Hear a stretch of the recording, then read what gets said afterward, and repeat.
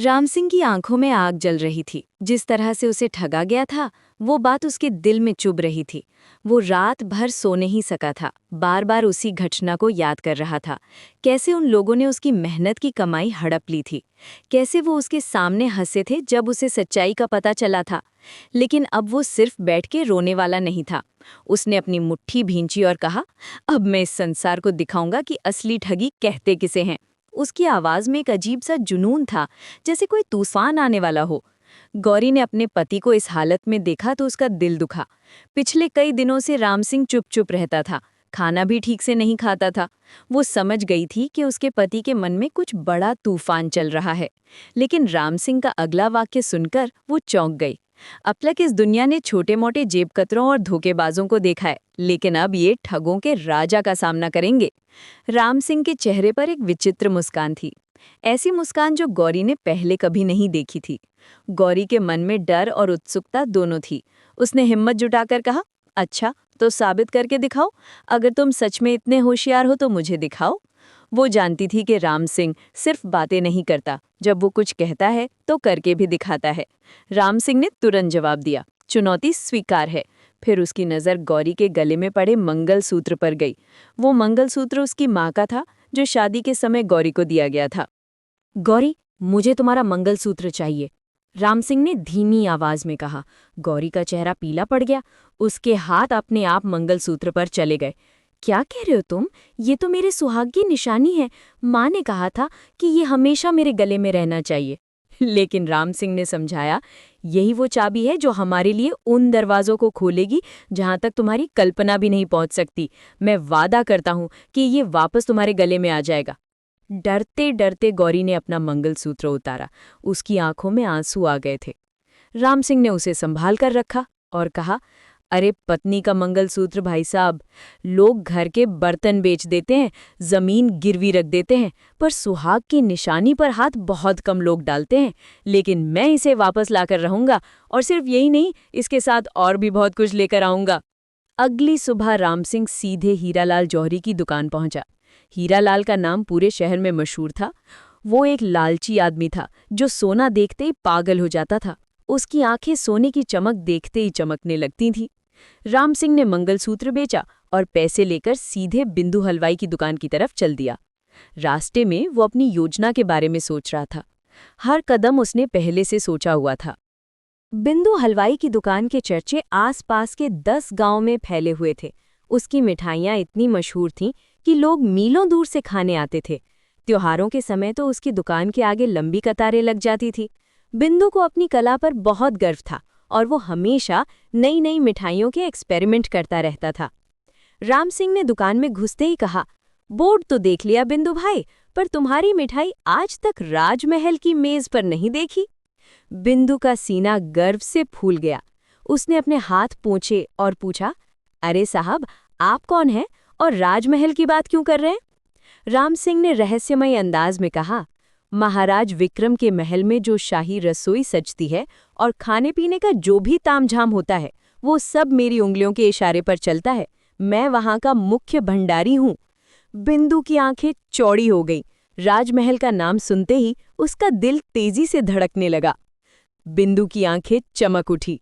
राम सिंह ने आगे कहा, रहस्य ये है बिंदु कि तुम्हारा नाम जितना तुम समझते हो उससे कहीं ज्यादा मशहूर है। महाराज के दरबार में तुम्हारी मिठाइयों की चर्चा होती रहती है और मैंने सुना है कि तुम मिठाई पर सोने का वर्क चढ़ाने में इतने माहिर हो कि खाने वाला भी धोखा खा जाए कि वो सोना निगल रहा है या मिठाई। बिंदु का चेहरा खुशी से लाल हो गया। उसने कभी सपने में भी नहीं सोचा था कि राजमहल में उसकी चर्चा होती है। बिंदु का गर्व 7वें आसमान पर पहुंच गया। राम सिंह ने मौका देखकर कहा, मुझे शाम तक 500 ऐसे पेड़े तैयार चाहिए जो बिल्कुल सोने के सिक्कों की तरह दिखें। महाराज का जन्मदिन आने वाला है और वे चाहते हैं कि दरबारियों को ऐसे पेड़े दिए जाएं जो देखने में सोने के सिक्कों जैसे लगें। शाम तक 500 ऐसे पेड़े तैयार मिलेंगे कि खुद महाराज भी उन्हें तिजोरी में रखने की सोचने लगेंगे। राम सिंह की बात सुनकर बिंदु का सीना और भी फूल गया। बिंदु ने छाती ठोकते हुए कहा, कसम खाकर कहता हूं, अगर कोई इन्हें चख ना ले तो पारखी से पारखी जौहरी भी गच्चा खा जाए। मैं इतने सुंदर पेड़े बनाऊंगा कि लोग सच में समझेंगे कि ये सोने के सिक्के हैं। राम सिंह मन ही मन मुस्कुराया। उसकी योजना का पहला हिस्सा कामयाब हो गया था। बिंदु पूरी तरह से उसके जाल में फंस गया था। इसके बाद राम सिंह ने बाजार से एक पुराना गंदा मटका खरीदा। वो मटका इतना पुराना और मैला था कि लगता था जैसे सालों से जमीन में दबा हुआ हो। उसने जानबूझकर ऐसा मटका चुना था जो बिल्कुल प्राचीन लगे। उसने मटके पर थोड़ी और मिट्टी लगाई और उसे और भी पुराना दिखने वाला बना दिया। शाम तक बिंदु ने 500 सोने के वर्क वाले पेड़े तैयार कर दिए। वे इतने चमकदार और असली लग रहे थे कि कोई भी धोखा खा सकता था। बिंदु ने अपनी पूरी कला लगाई थी और हर पेड़ा बिल्कुल सोने के सिक्के की तरह चमक रहा था। राम सिंह ने सारे पेड़े उस गंदे मटके में भर दिए और सीधे हीरालाल की दुकान पहुंचा। वो जानबूझकर थका हुआ और परेशान दिख रहा था। उसने अपने कपड़े भी थोड़े गंदे कर लिए थे और चेहरे पर पसीना लगा लिया था। मटके को दुकान के कोने में रखकर वो हांफने लगा। उसकी एक्टिंग बिल्कुल सच्ची लग रही थी। हीरालाल की नज़र मटके पर पड़ी तो उसने पूछा, क्या बात है भाई साहब, इतने परेशान क्यों लग रहे हो? और ये मटका क्यों लाए हो? राम सिंह ने डरते हुए इधर उधर देखा और कहा, अगर रास्ते में डाकू मिल गए और उन्हें भनक भी लग गई कि मेरे पास सोने के सिक्के हैं तो वे मेरी जान लेने में पल भर की भी देर नहीं करेंगे। इसीलिए मैंने इन्हें इस गंदे मटके में छुपा कर रखा है। हीरालाल का दिल तेजी से धड़कने लगा। सोने के सिक्के? उसने लालच से पूछा। उसकी आंखें चमकने लगी। राम सिंह ने मटके से एक पेड़ा निकालकर दिखाया। हीरालाल की आंखें फटी की फटी रह गई। ये तो शुद्ध सोने की अशर्फियां लग रही हैं। इतनी चमक, इतनी सुंदरता, ये कहाँ से मिली तुम्हें? राम सिंह ने कहानी बनाई कि उसे ये खजाना अपने खेत में मिला है। मैं खेत में हल चला रहा था तो अचानक ये मटका निकला। पहले तो मैंने सोचा कि कोई पुराना बर्तन है, लेकिन जब खोला तो देखिए क्या निकला। हीरालाल का लालच बढ़ता ही जा रहा था। उसकी सांस तेज हो गई थी। उसने अनुमान लगाया कि मटके में कम से कम 500 सिक्के हैं। अगर हर सिक्का सच में सोने का है तो ये तो करोड़ों का खजाना है। राम सिंह ने कहा कि वो इन्हें बेचना चाहता है क्योंकि डाकुओं का डर है। मैं एक साधारण किसान हूँ, मेरे पास इतना बड़ा खजाना रखने की हिम्मत नहीं है। कहीं किसी को पता चल गया तो मेरी और मेरे परिवार की जान खतरे में पड़ जाएगी। हीरालाल का दिमाग तेजी से काम कर रहा था। वो सोच रहा था कि अगर वो ये सारा खजाना खरीद ले तो वो रातों रात अमीर हो जाएगा। हीरालाल ने तुरंत अपनी पूरी दुकान के सोने के आभूषण निकाले और कहा, मैं तुम्हें इन सब के बदले में वो मटका दे दूंगा। देखो, यहाँ हार हैं, कंगन हैं, अंगूठियां हैं, सब कुछ शुद्ध सोने का है। राम सिंह ने थोड़ा नाटक किया। अरे नहीं भाई, ये तो बहुत कम है, इस मटके में तो करोड़ों का सोना है। लेकिन हीरालाल ने जिद की और अंत में राम सिंह राजी हो गया। सौदा पक्का हो गया। राम सिंह खुशी से घर पहुंचा। उसके पास अब ढेर सारे सोने के आभूषण थे। वो जानता था कि उसकी योजना सफल हो गई है।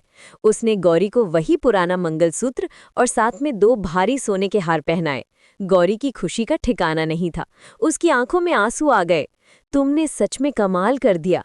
मैंने कभी सोचा भी नहीं था कि तुम इतने चतुर हो। दूसरी तरफ हीरालाल ने जब मटके से एक सिक्का निकालकर चखा तो उसका मुंह मीठा हो गया। उसे एहसास हुआ कि वो बुरी तरह ठगा गया है। अरे नाश हो जाए, ये तो मिठाई है। उसने मुझे सोने के पेड़े खिलाकर मेरी पूरी दुकान लूट ली। हीरालाल का चेहरा राख की तरह सफेद हो गया। उसके हाथ कांप रहे थे। वो समझ गया कि उसका लालच उसकी बर्बादी का कारण बना है। राम सिंह ने गौरी से कहा, देखा गौरी, मैंने कहा था ना, अब दुनिया ठगों के राजा को देखेगी। जिन्होंने मुझे ठगा था, आज मैंने उनसे भी बड़े ठग को मात दे दी है। गौरी हैरान थी कि उसके पति ने कैसे इतनी चतुराई से हीरालाल को मात दे दी। वो समझ गई कि राम सिंह सिर्फ बातें नहीं करता बल्कि अपने वादे भी पूरे करता है। इस तरह राम सिंह ने अपनी बुद्धि और चालाकी से न सिर्फ अपना बदला लिया बल्कि अपनी पत्नी का मंगलसूत्र भी वापस दिला दिया। हीरालाल का लालच उसकी बर्बादी का कारण बना।